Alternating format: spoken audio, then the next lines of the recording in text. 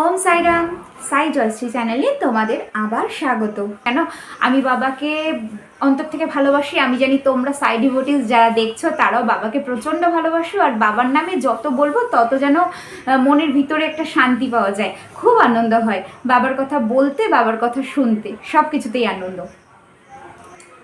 তো আজকে আমি বাবারই একটা বিষয় বলি, যে 9 দিনের 9 প্রদীপ সম্পর্কে আমি তোমাদের এর আগে বলেছি, ভিডিও দেখিয়েছি, বা আবারও খুব ভালোভাবে ডিটেলসে 9 দিনের 9 প্রদীপের ভিডিও আনবো।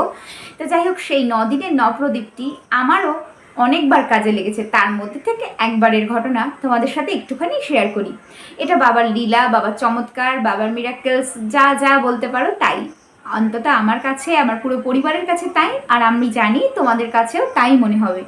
সাই ডিভোটিসরা সাই বাবার এই ছোট্ট ছোট্ট লীলাগুলোকেও এত মনের গভীরে নিয়ে নেয়, তারা সব কিছু বুঝতে পারে যে এটা বাবার লীলা, হয়তো অন্য কারোর চোখে ধরা পড়বে না।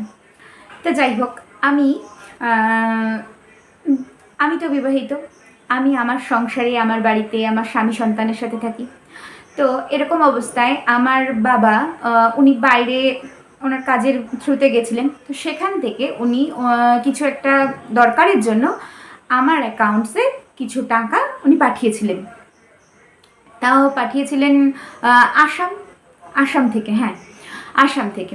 এবার সেইখান থেকে পাঠানোর সময় আমাকে কিন্তু উনি ওই যত রকম ব্যাংকের যা কিছু নাম্বার টাম্বার দিতে হয়, জানোই তো সব কিছু, মানে এইসব বিষয় অফিসিয়াল, তো সেসব কিছু যা চেয়েছিলেন আমি কিন্তু সঠিক তাই তাই দিয়েছি। দেওয়ার পরে উনি কিন্তু সেই টাকাটা আমাকে ওখান থেকে পাঠিয়েছেন। পাঠানোর পরে আমার ফোনে কোনো নোটিশ আসেনি। তারপরে সে আমাকে যখন জানতে চায় যে ঢুকেছে কিনা, আমি কিন্তু বললাম যে না, কোনো নোটিশ কোনো মেসেজ কিছু আসেনি। তখন বললো তাহলে গিয়ে একটু চেক করতে। তো আমি সেটাও করলাম, যেটা হয় সাইবার ক্যাফেতে আমরা গিয়ে সচরাচর চেক করে থাকি। তো আমিও একদম ঘরের পাশে সেখানেই গেলাম, দেখলাম কোনো টাকা ট্রানজ্যাকশন হয়নি। আর সে মানে আমার বাবা সেই মুহূর্তে ওই যেখান থেকে টাকাটা দিয়েছিলেন সেখান থেকে কিন্তু বাবা টাকাটা মেরে বেরিয়ে গেছিলেন, কারণ সে ব্যস্ত ছিলেন, তার পক্ষে ওখানে দাঁড়িয়ে থাকাও সম্ভব ছিল না। তাও সে ভেবেছে যে আমি তো সঠিক নাম্বার দিয়েছি, তার মানে সঠিক জায়গায় পৌঁছাবে, তো আর অপেক্ষা না করে সে কিন্তু চলে গেছিলেন। তো তারপর আমি তাকে যখন মানে ওই খবরটা আর কি আমি শুনতে পাই, কিন্তু আমি খবরটা দেবো কি, আমার তখন এতটাই খারাপ লাগে যে আমি মনে করি যে যেভাবে আয় করে তার কষ্টের পয়সা, সেটা বাবার হোক, স্বামীর হোক, অন্য কারোর হোক, যার তারই হোক, তোমাদেরই সবার হোক না কেন, আমার কাছে কষ্টের পয়সা একটা টাকাও অনেক মূল্যবান। তো আমি মনে করি আমার বাবা এত কষ্ট করে তার পরিশ্রমের থেকে উপার্জন করে সেই টাকাটা পাঠিয়েছিল একটা বিশেষ দরকারে। আর আমি সেই মানে আমার তখন মনে হয়েছে এটা আমার ভুল, যে আমি ভুল কোনো নাম্বার দিয়ে ফেলেছি, আমার দ্বারা কোনো ভুল হয়েছে, তো আমি টাকাটা পাইনি। এবার আমি যে সেই কথাটা বলবো, আমার সেইটা মুখ থেকে আসছিল না। আর আমার না খুব খারাপ লাগছিল, নিজের উপর খুব রাগ হচ্ছিল যে আমার দ্বারা এটুকুও হয় না, আমি এটুকু কাজও ঠিক করে করতে পারি না, একটা নাম্বার ঠিক করে দিলাম না আজকে, মানে তার কষ্ট, তার উপার্জন, তার সব কিছু আমি নষ্ট করলাম। নিশ্চয়ই কারো না কারো অন্য কারোর অ্যাকাউন্টসে গেছে, এটাই তো হয় স্বাভাবিক। তো আমিও সেটাই ভাবলাম। এবার সেখান থেকে ওটা শোনার পরে আমি মানে বাড়ি, আমার পাশেই সেটা মানে ক্যাফেটা, সাইবার ক্যাফেটা, সেখান থেকে আমি কোনো রকমে বাড়ি এলাম মানে রাস্তা থেকে কাঁদতে পারছি না, এটাই যা, মানে চোখে জল আসছে, কিন্তু আমি ওই রাস্তা দিয়ে কাঁদতে পারছি না, কিন্তু আমার কেমন থম হয়ে গেছে, মানে কেমন একটা লাগছে যে মানে আমি আমার নিজের উপরে আমার খুব রাগ হচ্ছে, প্লাস আমি কীভাবে আমার বাবাকে বলবো মানে সেটাও ভাবতে পারছি না। আমি জানি আমার বাবা শুনলে কিচ্ছু বলতো না, হ্যাঁ হয়তো তার কষ্ট তো চেপে যেত, কিন্তু আমার বাবা কোনোদিনও আমাকে কোনো কিছুতে দায়ী করবে না। তাতে যদি আমি আমার বাবার লাখ টাকাও হারিয়ে ফেলি, সে হয়তো নিজের মানে দাঁত কামড়াবে, কিন্তু আমাকে বলবে না যে আমার জন্য তার ক্ষতি হয়েছে, এটা আমার বিশ্বাস। আর যাই হোক, সেটা সব সন্তান তার বাবার কাছে এতটাই প্রিয়, এতটাই দামি, আমিও তাই।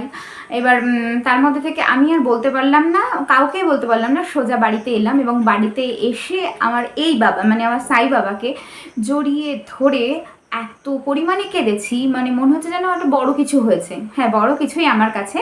তো যেহেতু হাওয়াটা বন্ধ করে ভিডিও করতে হয়, তো ঘামতে হচ্ছে।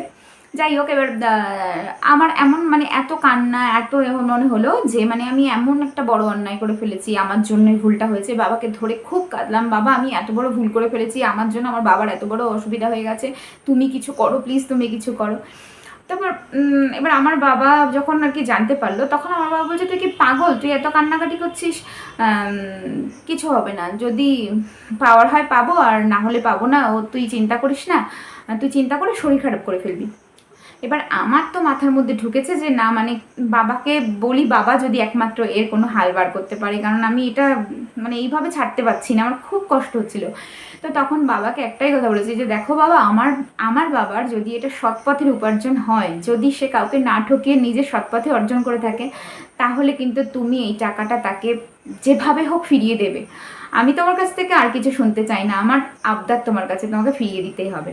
তো বললাম, খুব কাঁদলাম, খুব কাঁদলাম, আমার বাবাকে বিশ্বাস করে এত বড় কথাটা বাবার উপর দায়িত্ব দিয়ে দিলাম। তারপরে সেই দিন থেকে পরপর 9 দিন দিয়া ধরালাম, মানে যেমন 9 দিনের প্রদীপ জ্বালে সেটা ধরালাম। এবার 9 দিন পার হওয়ার পরে, 9 দিনের মধ্যে বলবো না, 9 দিন পার হওয়ার ঠিক পরে আমি আমার আরেকটা কাজে, মানে একটা দরকারে আমার স্বামীর সাথে আমি ব্যাংকের কাজে যাই, এবং গিয়ে সেখানে যখন কাজবাজগুলো করা হয়, তখন সেটা দেখা যায় চেক করাতে যে ওই তারিখে ওই টাকাটা আমার অ্যাকাউন্টসে ঢুকেছে, কিন্তু তার আগে অবধি যতবার চেক করা হয়েছে কোনো রকম আপডেট আসেনি। আর তখন দেখা গেল ওই টাকাটা এসেছে, বা ওই টাকাটা যেখান থেকে মেরেছে সেই জায়গা প্লাস সেই সময় সেই দিনক্ষণ সবই এক, আর টাকার পরিমাণও এক। তখন এটা বুঝলাম যে ওই টাকাটাই আমি ফেরত পেয়েছি। আর ওই টাকাটা মানে টাকাটা পাওয়াটা যতটা না আনন্দ, বাবা যে আমার কথা রেখেছে, আমার বিশ্বাসের মান রেখেছে, আমার প্রদীপ ধরানো সার্থক হয়েছে, সেটা আরও বড় আনন্দের। তো তারপরে সেই খবরটা তো আমার বাবাকেও দিলাম, এবং আমি তো ভীষণই খুশি। আর বাড়িতে এসে বাবাকে অনেক শুক্রিয়া করলাম, আর বাবাকে একটা চকলেট খাইয়েছি। তো এটা একটা আমার ঘটে যাওয়া আমার জীবনে সাই বাবার নবপ্রদীপের চমৎকার। তো এরকম আরও আছে, আর আমার সঙ্গে যারা পরিচিত তাদের মধ্যেও আরও অনেক আছে এক্সপিরিয়েন্স, আস্তে আস্তে সব শেয়ার করবো। আর তোমরাও চাইলে তোমাদের মনেরটাও শেয়ার করতে পারো, আমাকে হোয়াটসঅ্যাপ করতে পারো, আমি সেটা ভিডিওতে তোমাদের চাইলে নাম ধরে বলবো, আর যদি না চাও তো নাম গোপন রেখেও বলতে পারি। তো কেমন লাগলো জানিও, আর বাবার সম্পর্কে তোমাদের কার কী ধারণা সেটাও জানিও। সবাই খুব খুব খুব ভালো থেকো, বাবাকে প্রচণ্ড বিশ্বাস করো, অন্ধের মতো বিশ্বাস করো, বাবা সব মুশকিল আসান করে দেবে। সবাই ভালো থেকো। ওম